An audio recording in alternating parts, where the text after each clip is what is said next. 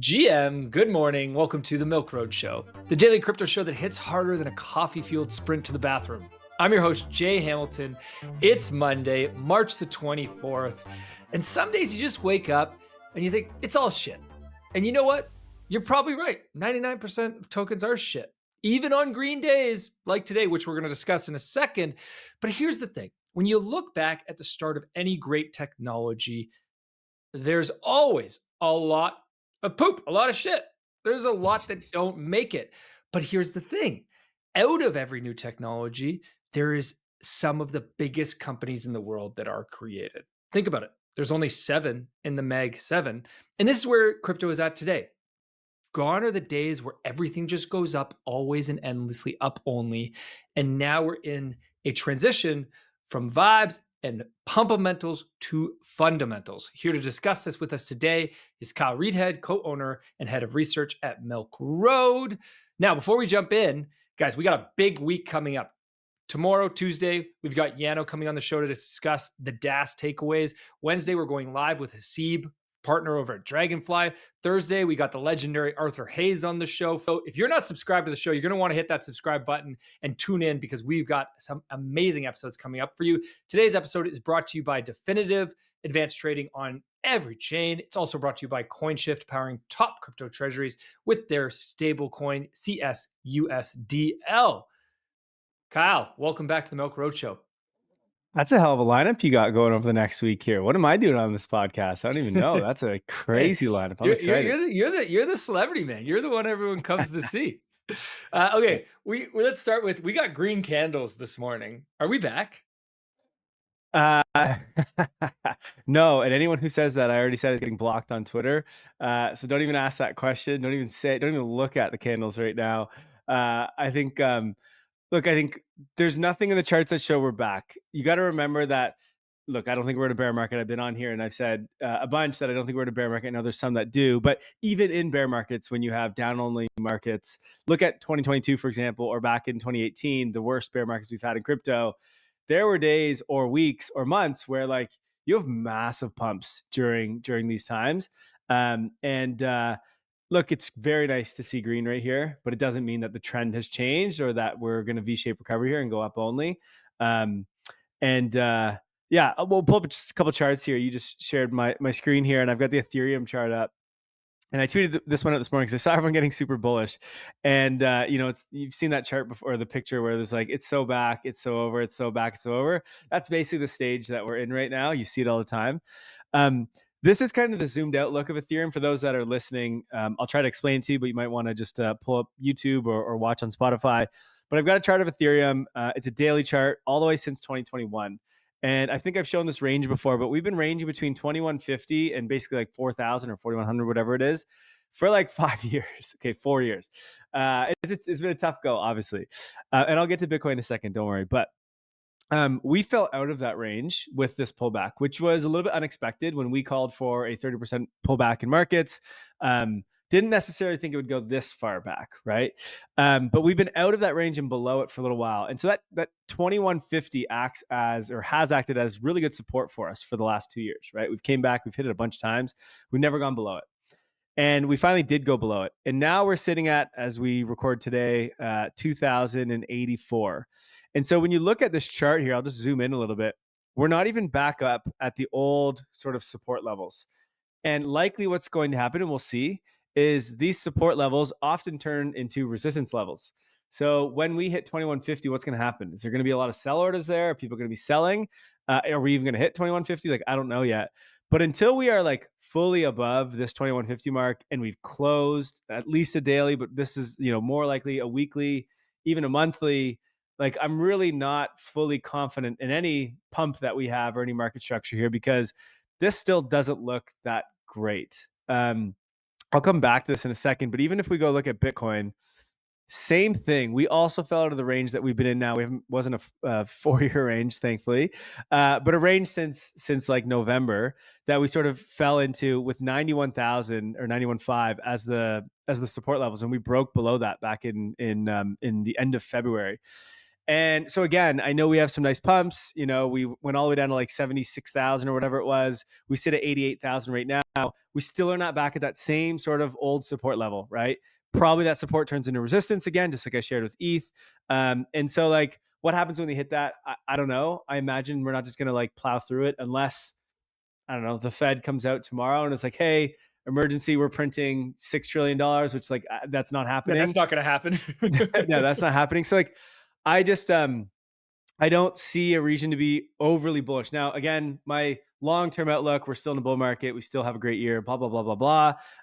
But I wouldn't be like levering up on these numbers or anything. I think we got to get through some critical market structure, some critical numbers before I'm like overly excited by any means, I'd say. What about if we look at the Nasdaq and what's going on the stock market side? Yeah, I mean, Nasdaq hasn't had it's had a good day today, but it's up 2%. But like it's still in a pretty good pullback here. Like, let's see what we're at right now. We are down, went down a total of 14%. Man, wouldn't it be so nice if that was crypto?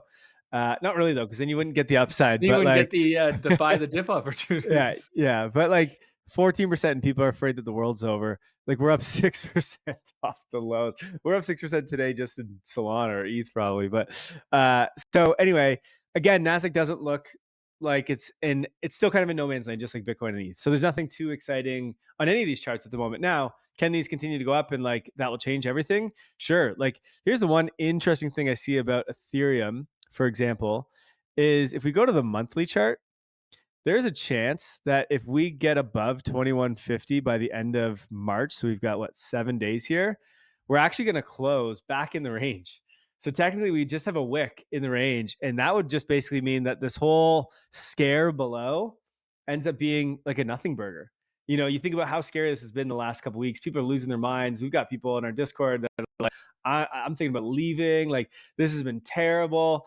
And if we just go up just $1,000 more and close by the end of this month, it's like it never happened, which is kind of wild. Bitcoin, I think, though, happened in February. They did have a close below. Let me just check here real quick so we can see. Yeah, so Bitcoin did have a close below. So like we're not disappearing from that. That's some work to do, which again makes me believe like, I don't know that we're just going to go up and have this V-shaped recovery. To me, it just doesn't really make sense on the technical side of things. And then like, again, if you just look at the way the world's looking and the way sort of macros looking, I'm not going to get into detail here, but like, it doesn't seem like we've decided much yet, right? Like we haven't really figured out the growth scare. We still don't know, are these tariffs happening or not? Like there's still just a lot of unknowns in the world, which just means like, why would markets rip from here? It just doesn't really make sense. Because I want them to. Yeah. Look, Right. I want them to too, and I hope that they do. I just it's really important as an investor, especially if you're going to try to like, if you're trying to time things in the sense of like putting more risk on or adding leverage, like this, just because it's exciting to see green on a Monday, this is not a time to do that. Right. And I know a lot of people in the space, some people did sell into stables. And unfortunately, what people do is like the moment there's any green, they're like, okay, we're back. We're so back. And they just like, they buy back into their alts. And it's like, guys, I don't know. This is the time to risk on. We haven't confirmed anything yet. It's like, you're still trying to catch a falling knife. You might want to wait until we actually get confirmation that we're back in that range, or we're breaking through that and we're on to our next leg up. And we're just, to me, there's nothing saying that we're there just yet. Okay, so how will we know when we are back? And better question is like, when is that going to happen? Yeah. Look, you'll know from a bit of the market structure, kind of like what I just showed you on price. Like, do we get back in that range? Can we beat that 2150 on ETH? Can we beat 91,500 on Bitcoin? And then like ultimately what's happening in the policy side, in the macro side. When those things get a little bit more clear, then we'll know. Honestly, probably Trump's just going to tell you like, hey, we're back. And then it's like, okay, here we go. Right. I'm going to do a full, in terms of like the time frame of that, I'm going to do a full breakdown of that on Wednesday for Milk Road Pro members. So we do live AMAs every month. And I'm going to spend the first 20, 30 minutes of that for all pro members. And that's in our platforms. You have to be a pro member and you have to be logged in to see that in our community. And I'm going to break down my thoughts of like timing of this pullback here and kind of how we're positioning for this. So if you guys really want to get the insights there, go pro. If you're already pro, I'll see you guys on Wednesday. We will record it so you can see it afterwards. But I'm not going to touch on that here because I got a little bit more work to do on that before I kind of put that thesis in action, which will be on Wednesday. If you're only trading on centralized exchanges, then you're not going to make it. The best traders know the alpha is on-chain. Definitive, founded by Coinbase alums, lets you trade any token on Solana, Base, or any chain all in one platform. What makes Definitive different is its advanced order types. You can execute limit, TWAP, and stop loss completely on-chain. Plus, you get the best prices as your order is routed instantly through every DEX and liquidity pool, getting you up to 19 times lower fees. Trusted by funds, whales, and the milkman himself, now you too can trade like a pro. Milk Road listeners get a tasty glass of milk with zero fees on your first 25,000 at milkroad.definitive.fi. Meet CSUSDL, the stablecoin built for institutions and DAOs. Don't just hold basic stablecoins, earn yield, all without compromising security. Backed by regulated real-world assets and secured with institutional-grade risk management by our friends at Stakehouse Financial, put your treasury cash to work, earning native yield and protocol rewards. Built by the team behind Coinshift, which is trusted to manage over 1 billion in business treasuries on-chain, including Aave, Gitcoin, and hundreds of leading institutions, CYCSUSDL is gaining traction at milkroad.com/Coinshift. All right, awesome. Let's step back for a second and talk about the crypto growing up, crypto moving from, a kid to a teenager to, it feels like we're having a bit of our adulthood moment right now. Really highlighted last week, we had John D'Agostino, head of institutional over at Coinbase, come on the show, and the overwhelming bullishness that came from him and this recent survey they did surveying 352 institutional investors, all managing an average of over $1 billion. It was off the charts bullishness, but then at the same time, you have all this bearish vibes in crypto. Well, a big part of that is because the bearish vibes are tied to fundamentals and the bullish vibes are tied to fundamentals. Let me pull up. I know that this is a big deal because Kyle changed his pinned tweet. Kyle's new pinned tweet. Kyle, what's your new pinned tweet? What is the most important thing in Kyle's world these days? I just think so. It just says we are transitioning from a vibes market to a fundamentals market. Allocate accordingly. And there's a lot of reasons why I think this. And I think what you just said with last week of the guy from Coinbase that came on, it just shows it. Like, if you look at sentiment right now for retail investors, sentiment is terrible. If you're a meme coin trader, if you're in altcoins, if you're just retail in general, it's bad. Everyone is actually like, it's so over. And if you speak to anyone in the institutional world, and I know you're going to have Yano come on, I think you said tomorrow, who just had the DAS Digital Asset Summit conference in New York, which was all about institutions and crypto. And they said it was like the most bullish thing ever. The takes from that were insane. And I think it's very clear that the institutional world is really actually coming into crypto for the first time.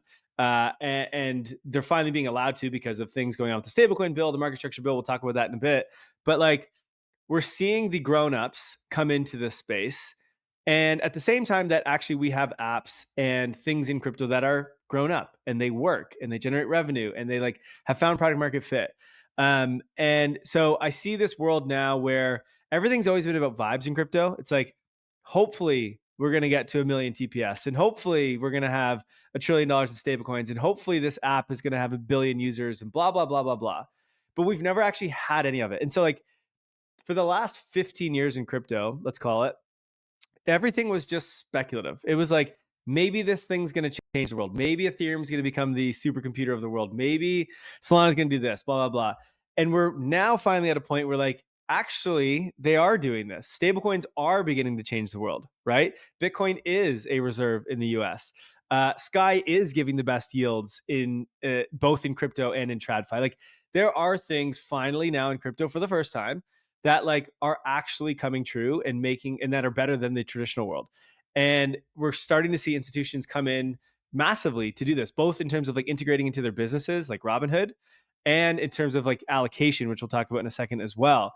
So I think we're starting to get a world where we're out of the vibes market and into the fundamentals market. Now, before we go into that, there's another reason why I think that this is happening. And and why I have this pinned up.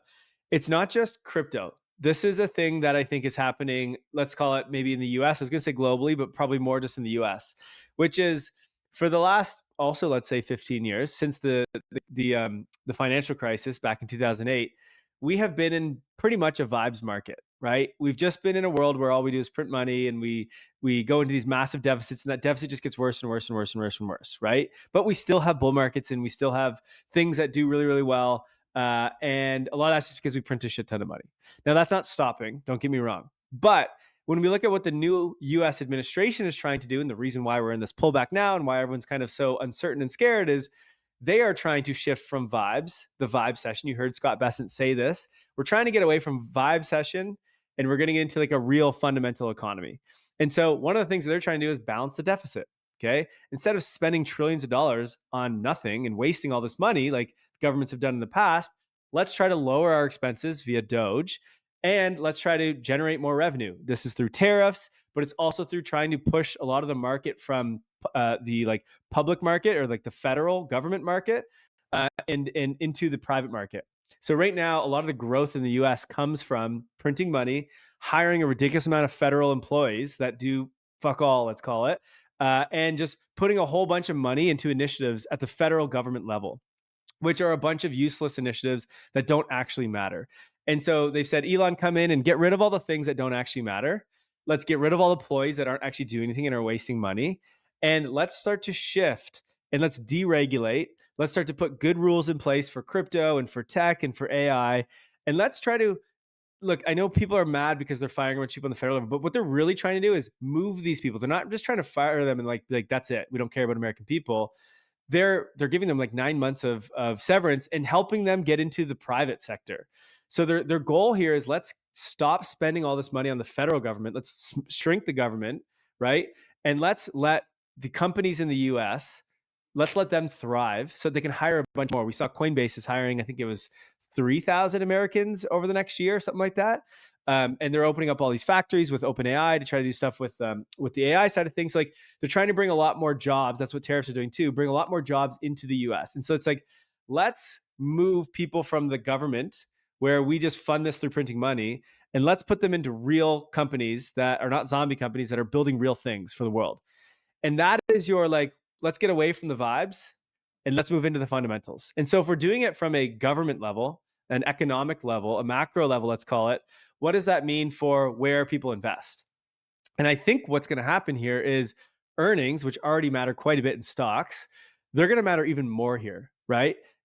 Because you're going to have, and there's still going to be liquidity, by the way. I know everyone's all stuck on the liquidity chart. That'll happen, but it will happen because companies in the US are going to be taking out loans so they can expand and grow and buy more facilities and buy more factories and hire like crazy, et cetera. But it's going to come from the public sector where they're actually going to make use of that money. And so I think what's going to happen is instead of the GME and GameStop stuff, where those things just go to like $50 billion or whatever it was, I can't remember the numbers back in 2021, that was your vibes market, right? Everyone's kind of hoping for that to come back. And I think what we're going to get instead is the companies that are actually doing really good shit and making money and like pushing their industry forward, they are going to get higher valuations, right? We're going to value based off earnings. And it's very clear that that's what the government wants. They want to get rid of this vibes market and like they just want to build shit. And it's funny because that's happening at the same time that it's happening in crypto, right? Like you can see a lot of people are just pumped about building real things, generating real revenue. Like we're starting to finally get to that point here in crypto. And again, with the regulation changing, we can actually drive that value back and have real earnings to these protocols and to their tokens. And so I think we're shifting into this like from vibes to fundamentals on an economic, political level, also from like a structural TradFi level. And then I think it's actually happening in crypto too. So I think for me, it's a very exciting time. And it's something that we've kind of been calling for a while. We've always said, look at revenues, look at fundamentals, look at token buybacks, blah, blah, blah, blah, blah. That stuff's starting to finally play out. And even some of the strongest assets over the last month or two during this pullback have been things like Maker, right? Things that are making actually in Aave. Aave has like been one of the best. Look, they're still down. Everything is down. Don't get me wrong, but they're not down 90%. Some of them are actually even up. Like Maker's up 50% since those February lows I was talking about. So we're seeing it in the numbers as well, which I think is to me is very, very exciting. I love the meta thesis that you're bringing today, Kai. Uh, you mentioned Maker Sky. We really got to start calling it Sky and stop calling it Maker. We just need to make Sounds that acceptable. accept that I was fighting it for a long time because I thought that maybe it wouldn't actually go through, but it's pretty clear that it's full on now. Uh, which areas in crypto, which sectors or which businesses, other than Sky, or we can talk about Sky, uh, are showing you real earnings and showing you real fundamentals? Well, first, let's just think about this. If we look at the last month, and I think actually you have the chart. You have the chart of the price for stablecoins. So when I start to look at what's going on in crypto right now, obviously are in this very big pullback, right? 30% in Bitcoin, 50, 60% in, kind of majors like ETH and Sol, and even more than that in meme coins and everything else. And at the same time, it's like, well, what's actually happened here though? If you look at the stablecoin supply, it's gone up by like, I don't know, billions of dollars in that same time frame, right? So we can see that we still have like real adoption. If you look at real world assets, this number's up only as well. It's not going as fast as stablecoins are, but Jay's got this chart up on the screen here. And real world assets have almost hit $20 billion here. This is real world, not including stablecoins. So like BlackRock's Biddle Fund has jumped more than double in the last like 2 weeks, right? Meanwhile, prices are, so bad in that time frame. Fidelity just announced that they're launching a money market fund on top of Ethereum. And so what we're starting to see here is we're starting to see real assets move on chain. That's like, in the last 7 days, we've had more than $3 billion US dollars go on chain, right? That's huge. We've had billions of real world assets, so private credit, money market funds, et cetera, start to come on chain. And so what's happening here is real stuff is coming on chain. Forget the crypto assets that we all love for a second, like all these tokens and things, like real valuable things are coming on chain. I think that's really exciting. And then we see that institutions obviously like this and are using this. So a lot of that capital, a lot of those stable coins are probably coming from things like Robinhood, which are using stable coins to like settle things in their business, right? And so again, with takeaways from DAS, what happened last week, to me, it's clear that one, institutions are coming on not just to like invest in this stuff and buy Bitcoin because the crypto reserve, they're coming in to actually use this stuff. Now, most of that is going to be stable coins and then tokenizing their own assets, right? BlackRock tokenizing Biddle Fund, that's just tokenizing things they do in the real world, right? I think you're going to see tokenized stocks coming. We've talked about that a bunch, right? So it's a lot of the TradFi world is coming and saying, I've got these assets. I want them to be global. I want them to be permissionless. I want them to move 24/7, right? And so they're coming and they're putting them on chain. And so we've got to rethink what's happening in crypto right now, right? Because we're about to have this onslaught of new assets, but not, I mean, we're also going to have a lot of crypto native assets, but we're having a lot of like existing real world assets come on chain. So it's going to change the dynamics a little bit here. And so then the question is like, who's prepared to capitalize on those things, right? And as I think about it, it's like DeFi. DeFi is capitalizing on crypto tokens, right? It has for forever, but it's had to rely on Bitcoin and ETH and all these things, right? And those things are obviously fluctuate a lot. And so DeFi revenues go up and down along with the price of Bitcoin and ETH. But now as, stable coins and real world assets and eventually stocks all come on chain, I think DeFi is also going to be there to capitalize on that, because what is DeFi? Basically, there's DEXs, which is the ability to swap. And so, of course, when stocks come on chain or more stablecoins come on chain, you're going to use a DEX to swap those things, right? Obviously. Aave, what's that for? Well, it's to lend. And so, like, am I going to be able to lend out my Tesla to get stablecoins in return? Probably, very likely, right? And then Sky, which is your stablecoin provider with yield, that is basically wrapping a TradFi like yield and crypto yield together and putting it into one token into a stablecoin. It's like all of these things are set up to capitalize on this like massive inflection point or massive influx of traditional TradFi capital that's coming on chain. And so if I look at what are the protocols and apps that are capitalizing on the crypto world and crypto adoption, that's DeFi, right? They are the ones that have generated the most revenue up to date, right? Before all this like TradFi capital comes on. And it's like, who are the ones to capitalize as the new capital comes in? Well, DeFi again, right? And so you have these apps with product market fit that are generating real revenues. And not only are they going to actually capitalize on like utilizing all these new assets that come on, when an institution comes in to actually allocate to this space, where are they going to go? What are they going to buy? And maybe it's infrastructure, maybe it's meme coins, but probably not. but it's probably going to be the things that are generating real revenues, right? That they understand, that are buying back their tokens, and that they can use their own traditional assets with. Like you have up on the screen here Dan Tapiero, who's commenting from Stani. Stani's the head of Aave. Here's his tweet. I'll just read it out real quick here. But he says the biggest opportunity exists now for liquid funds with fundamentals based thesis, less downside risk, and there are DeFi protocols with significant revenue, and it's very early. Less than a tiny fraction of finance is on chain. Opportunities are fully democratized. Deal flow is public. And Dan Tapiero, who you had on the podcast, I don't know, maybe a couple weeks ago, he's launching the 50T fund. Is that what it's called? 50T, yeah. 50T. So he basically says the same thing. One of our focal points going forward in my fund 5, which is investing in liquid assets that have fundamentals. And so I just think we're really reaching this inflection point for DeFi specifically because it can capitalize on the crypto world and this new whatever's going to happen in this institutional world. It's going to capitalize on both. And if institutions are going to use those things, right? Like when I tokenize my stock and bring it on chain, I'm probably going to go and use Aave or whatever. They're going to be familiar with it because they're going to use it. Also, if you look at who's building the products for institutions, it's like Aave just announced and they've just launched their new, I forget what it's called, but another protocol to go side by side with their Aave Lend protocol, which is specific for institutions, right?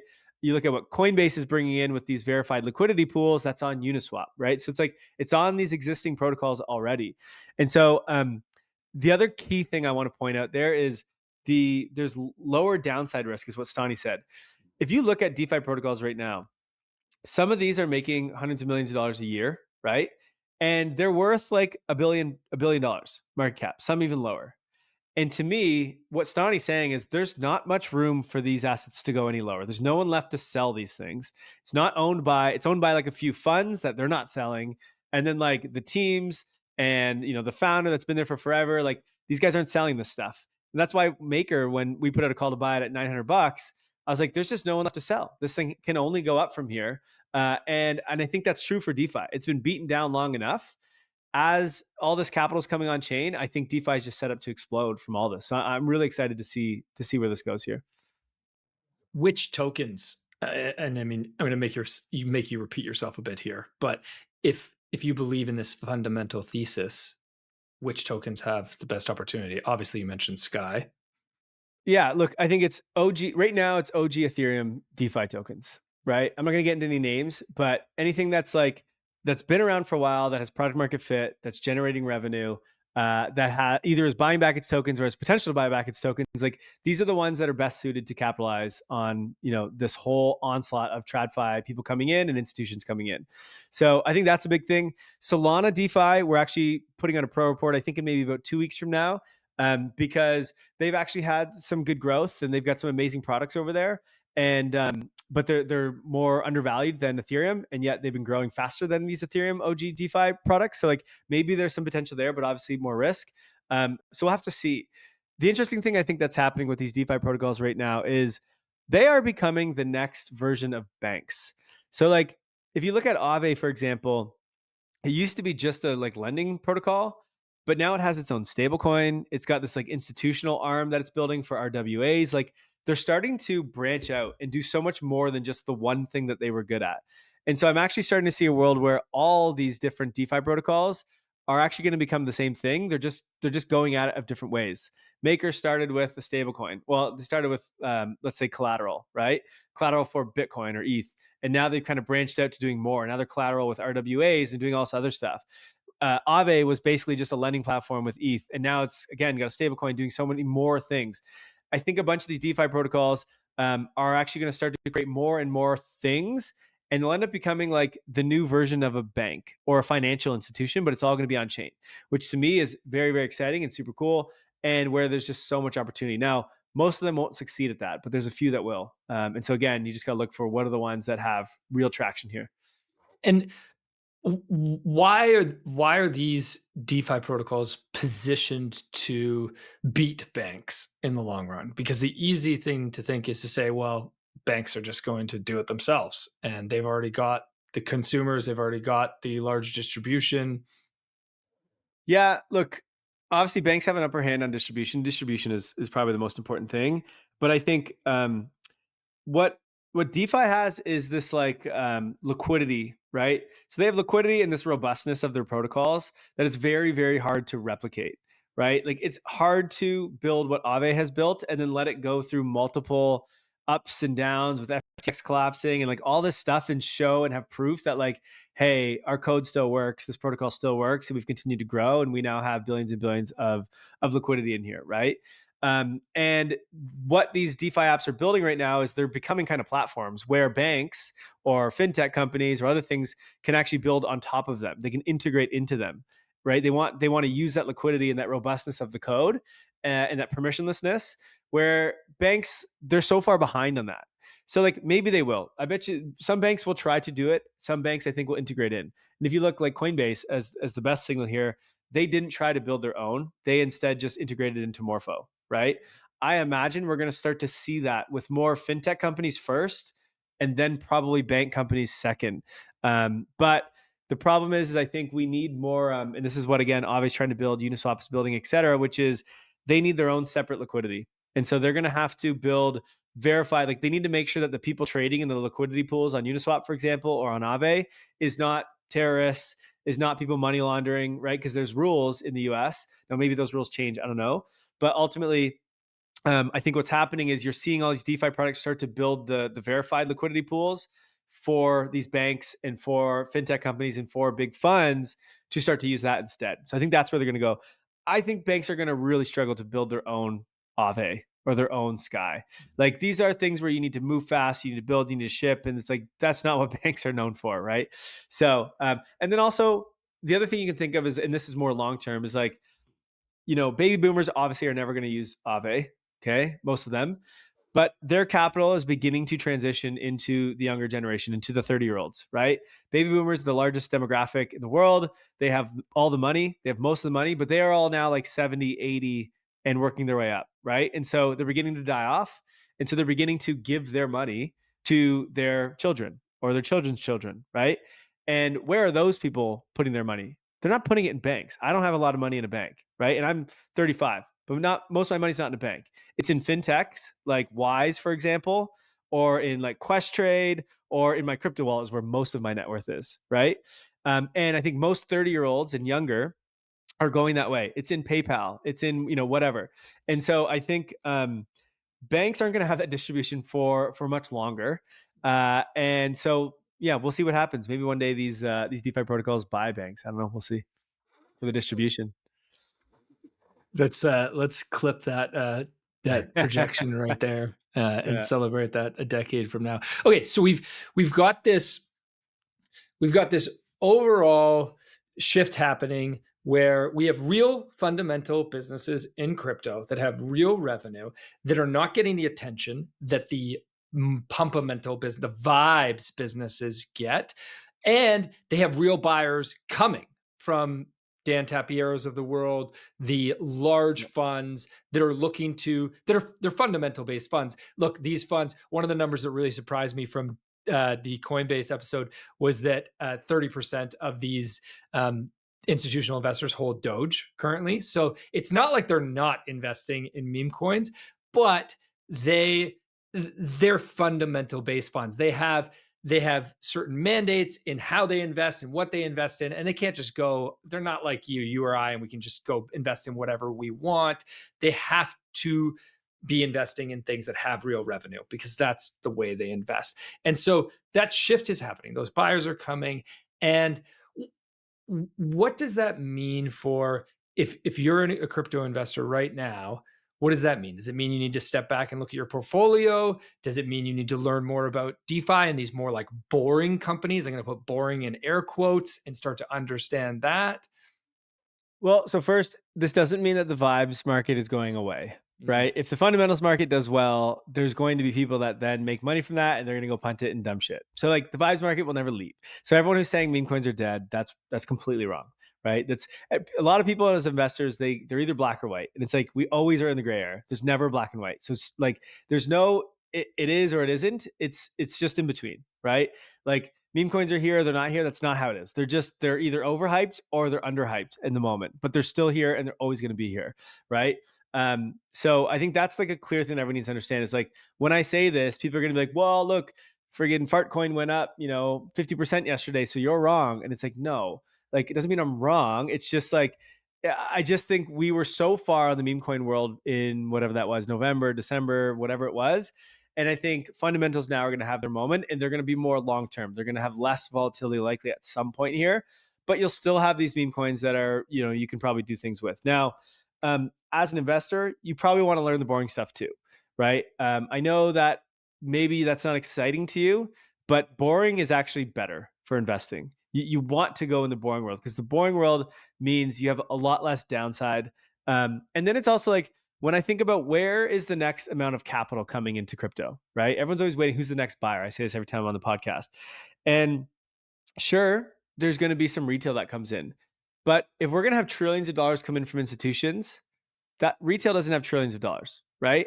So like, where do I want to put my money? I want to be ahead of that trillions of dollars of institutional capital that's coming in. And I'm sorry, but that's in the boring stuff. It's not in Fartcoin.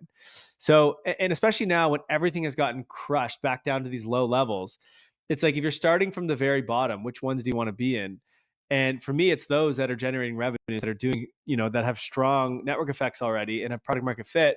Because again, that trillions of dollars institutional capital, that's where they're going, right? And so it just makes so much more sense. Now, you can still probably gamble in the meme coin world and you're going to do fine.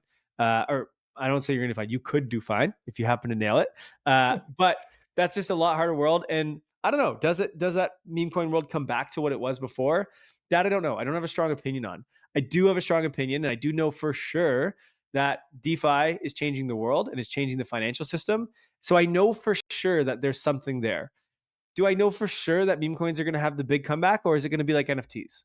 Right now, again, NFTs are not gone either. This is not black or white, as I just said. NFTs still exist. But if you were here in 2021, NFTs don't exist like they did then, and they probably never will, right?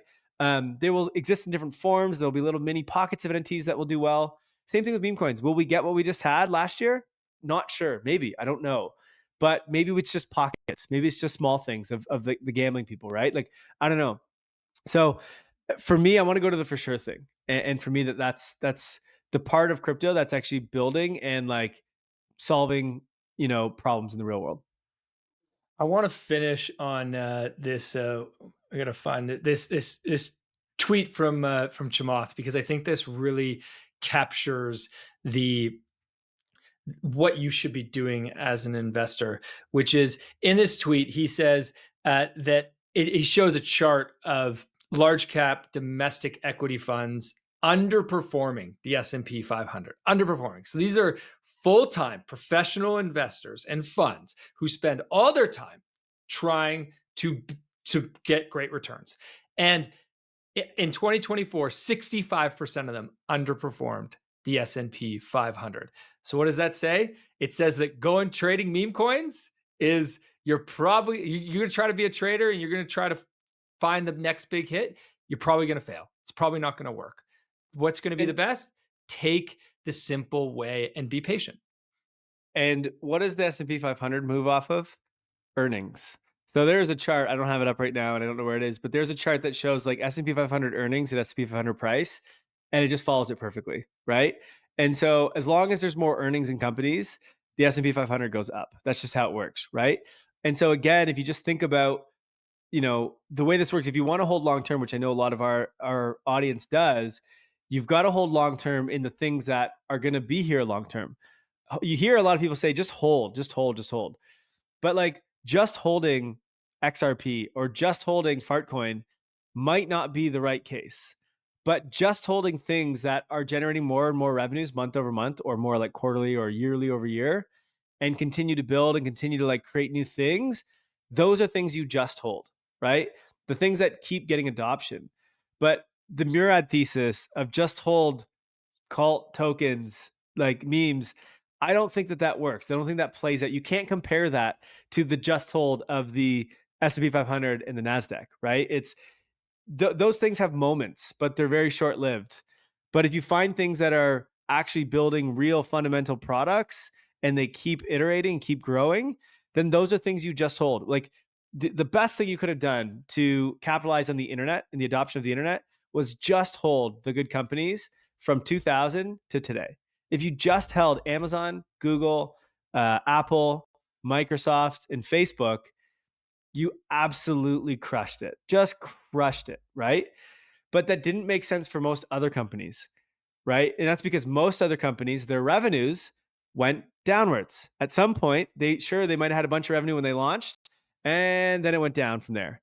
And if you just held that thing, you got wrecked, which is what a lot of people do in crypto, right? They buy something, it gets attention, it gets some revenues, and they think, okay, this thing's fundamentally strong here, some AI thing that whatever, there's a couple people using it. And then they turn off their token incentives and it just goes, the attention goes down and its revenues goes down and it's gone, right? And that happens a lot in this space. And so if you want to be a long-term investor, you got to think of the things that actually are going to keep building and iterating on themselves year after year after year after year after year. And I'm sorry, but meme coins are not that. And so again, are you a trader? Or are you an investor? What are you trying to do here? So that idea of indexes outperforming most funds is very, very true, right? And it is a smart way to deal with investing in crypto as well. It just, again, it has to be the right ones. I tweeted out this thing on the weekend, I think it was, and I was like, it's funny. For the first time, so for 10 years, probably 7 years, I'd say actually, we have been saying the institutions are finally here. The institutions are going to buy our bags. And they never actually did. They were never actually here. They never really showed up, right? 2017, everyone thought it was going to happen with the ICOs. They never actually showed up. Last cycle, we were like, institutions are definitely here. They were not here, right? We got wrecked. And for the first time, it's like today, institutions are actually here. But what's funny is most retail people aren't holding the things that institutions are going to buy. And so it's wild that everyone's finally, at this point, and you can see it by sentiment, most of retail is actually like starting to leave. They're like, shit, I've been a crypto person for a long time and I'm out because this sucks now. I'm not making any money. And it's like they're going to leave just as the institutions actually start to buy our bags. But I think most people are just holding the wrong bags. That's the problem. Mic drop. I got nothing left. There's no, the fundamental thesis is so strong right now. The opportunity is so clear, and unfortunately, not everyone will do it. I want to know, okay, everybody listening in, here's what I want to know. I want to know, what are you holding and what are you not sure about holding? And I don't mean like, don't give me your whole portfolio. Like, what are you long-term holding? What's your long-term conviction? And what tokens are you like, yeah, I think I'm going to long-term hold this, but I'm not sure. Comment wherever you guys are watching and let us know. And we get a little conversation going on which one should be long-term hold versus which one shouldn't. Kai, thanks so much for joining us today. You're welcome. I love the thumbs up. I love it. I love it. Thanks for listening in, everybody. Have a wicked awesome day. We will see you guys back tomorrow with Yano talking about DAS takeaways. As always, if you liked today's episode, please hit subscribe and make sure you follow us so you don't miss out on the next one. There's also a link in the description to our free 5-minute daily newsletter where we simplify crypto for you while making you laugh. And if you're willing to step up your crypto investing game, we're going to also leave a link for Milk Road Pro. You get access to our portfolio where you can see exactly what we are buying. This is your number one resource to help you invest successfully in crypto. One final note, this show is for educational purposes only and nothing we say is financial advice. Investing in crypto or any asset is risky and you should never invest more than you can afford to lose. Thanks so much for listening in, my friends. Have a wicked awesome day.